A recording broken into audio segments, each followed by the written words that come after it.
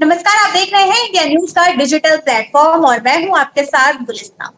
तो आपको बता दें कि जैसे कि दिल्ली एनसीआर और एनसीआर में दमघोटू हवा का आज 8वां दिन है और हालात जो है वो बद से बदतर होने जा रहे हैं। अब सुप्रीम कोर्ट ने इसी बीच कुछ बातें कही है। उन्होंने कहा है कि हर हाल में जो पराली जलाना है उसको तुरंत से बंद करना होगा।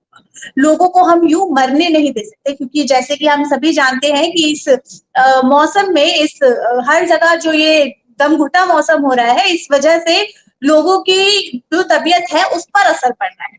अब इसमें ही अदालत ने ये भी कहा है कि पंजाब से, खासकर पंजाब से ये बात कही है कि राजनीति करना बंद करे और जरूरी कदम उठाए। इसके साथ ही हरियाणा, उत्तर प्रदेश, राजस्थान और दिल्ली सरकारों को एक दूसरे पर दोष मढ़ने से बचने और पराली जलाने पर तत्काल रोक लगाने का निर्देश दिया है। आपको बता दें कि इसके अलावा सुप्रीम कोर्ट ने कहा है कि अगर हमने अपना बुलडोजर चलाना शुरू कर दिया तो वो बुलडोजर फिर रुकेगा नहीं।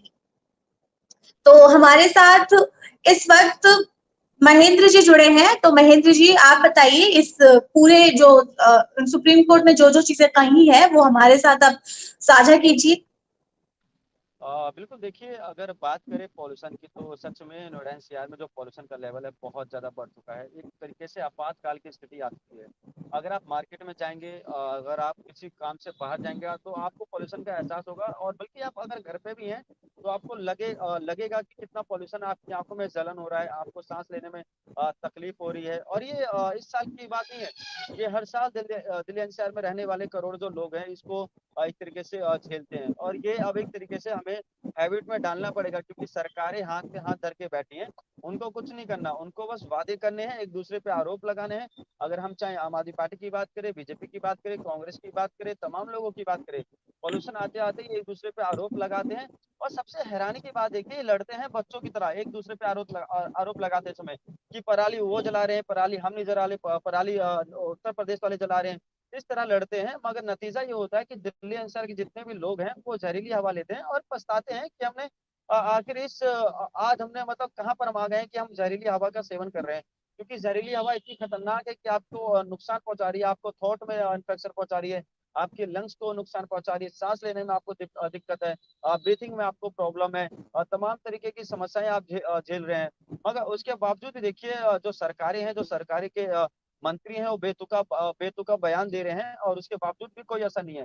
अब उसके बाद सुप्रीम कोर्ट ने पांचों राज्यों की सरकारों को फटकार लगाई है। उन्होंने साफ तौर पे कहा है, अगर आपके बस की नहीं तो हमसे बता दीजिए, अगर तो हमारा बुलडोजर आपको चाहते बता हैं दें तो। कि जस्टिस संजय किशन कौल और जस्टिस सुधांशु धुलिया की पीठ ने कहा है कि दिल्लीवासी साल दर साल स्वास्थ्य समस्याओं से जूझ रहे हैं। अब इस वजह से उनको इसका असर का कोई समाधान जो है वो सरकार नहीं ढूंढ रही है और इस पूरे जो संदर्भ में तत्काल ध्यान देने और अदालती निगरानी की अब जरूरत पड़ गई।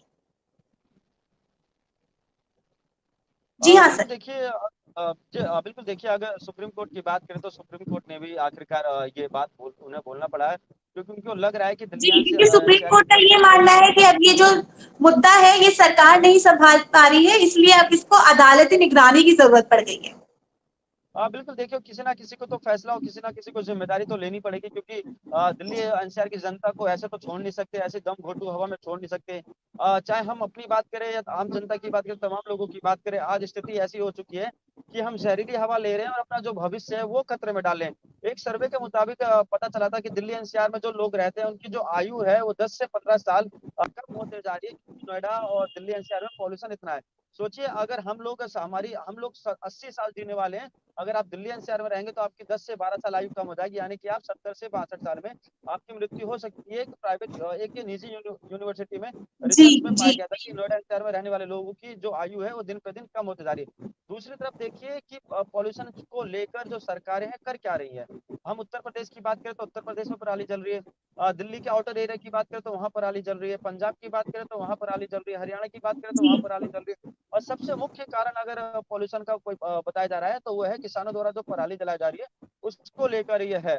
और वहीं इसमें दोनों जस्टिस ने साफ तौर पे कहा है कि किसानों को सब्सिडी दी जाए, किसानों को बताया जाए कि पराली जलाने से क्या नुकसान होता है, किस तरीके से एटमोस्फेयर खराब होता है। और ये पहली बार नहीं है, पिछली बार भी हमने देखा कि सुप्रीम कोर्ट ने इंटरफेयर किया था, इससे पहले भी, मगर इससे कुछ फायदा होने वाला नहीं है। जस की तस जो समस्या है बनी रहेगी। जो सरकारें हैं बेशर्मों की तरह उन पे कोई असर नहीं पड़ेगा।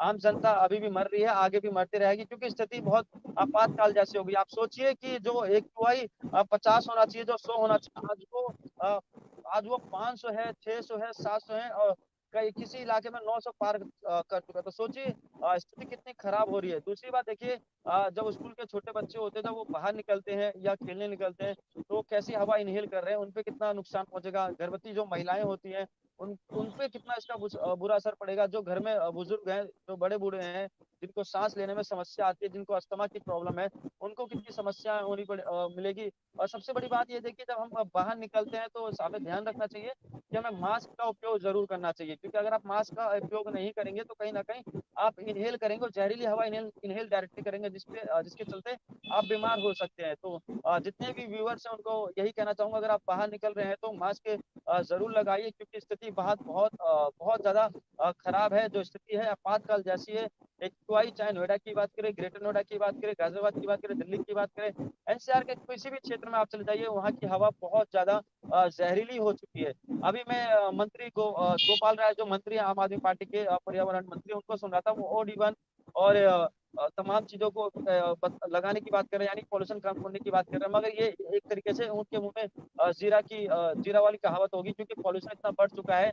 इनको अक्टूबर माह से पहले ही एक्शन लेना चाहिए था। जो अब बैठक वो जो कर रहे हैं नवंबर में जो बैठक कर रहे हैं, इनको अक्टूबर में करना चाहिए था। सबको पता है कि अगस्त के बाद नोएडा एनसीआर में पॉल्यूशन बहुत ज़्यादा बढ़ जाता है। इतना पॉल्यूशन बढ़ जाता है कि लोग साँस नहीं ले पाते, उनको बहुत ज़्यादा तकलीफ होती है। अभी देखिए, मैं मेट्रो में था, मैं ग्राउंड ज़ीरो पे रिपोर्ट कर रहा था, और जब मैंने लोगों से बातचीत की तो लोगों का साफ तौर पे कहना है कि भैया देखिए, इस पॉल्यूशन से हम तो बहुत परेशान हो चुके हैं।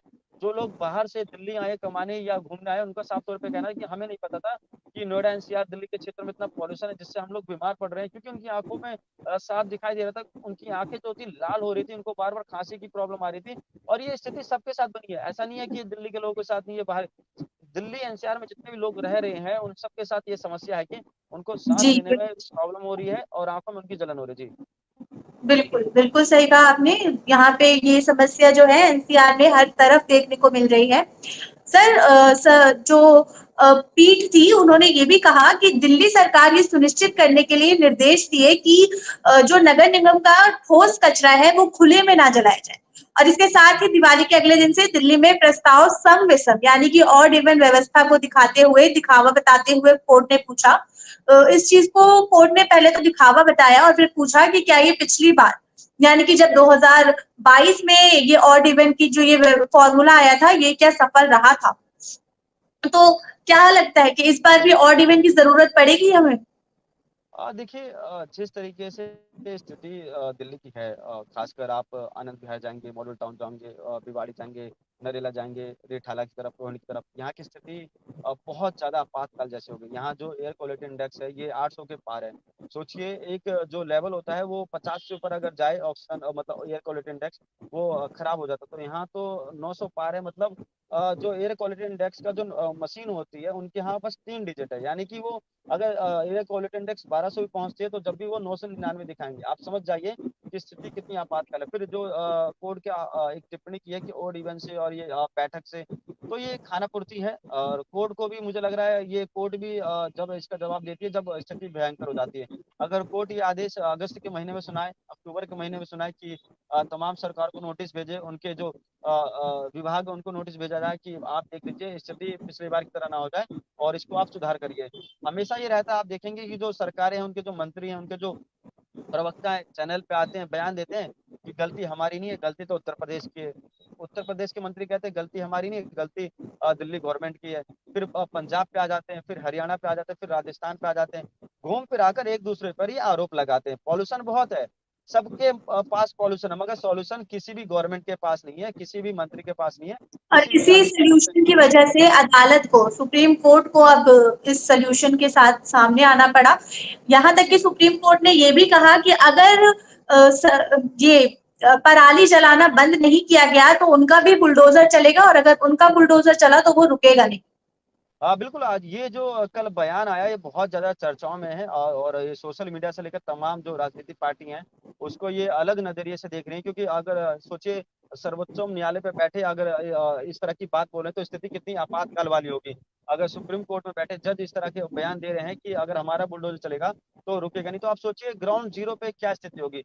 दूसरी तरफ बिल्कुल। देखिए नोएडा एनसीआर में ग्रैब कोड लागू हो चुका है। ग्रैब कोड लागू होने का मतलब ये होता है कि आप किसी तरह का कोई कंस्ट्रक्शन नहीं कर सकते, चाहे वो प्राइवेट हो, चाहे हॉस्पिटल का हो, या किसी तरह का इमरजेंसी सेवाओं को छोड़कर आप किसी तरह का कंस्ट्रक्शन नहीं कर सकते। और अधिकारी इसकी जिसे कहते हैं अधिकारी ध्यान रखता है। मगर अगर आज आप भी चले जाए, कहीं भी चले जाए, दिल्ली एनसीआर के किसी भी क्षेत्र में चोरी छुपे काम किया जा रहा है। जो अधिकारी हैं वो जाते हैं फील्ड पे, मगर खाना पूर्ति करते हैं और वापस आ जाते हैं, जिसका खामियाजा हमें आपको और जो करोड़ों जनता है उनको भुगतना पड़ रहा है। उनको जहरीली हवा बिल्कुल। इनहेल करनी पड़ रही है और लगातार स्थिति बिगड़ती जा रही है। सोचिए अभी तो दशहरा अभी माफ कीजिए, अभी तो दिवाली बाकी है, धनतेरस बाकी है, तमाम ऐसे फेस्टिवल बाकी हैं जिसको सेलिब्रेट करता है पूरा इंडिया।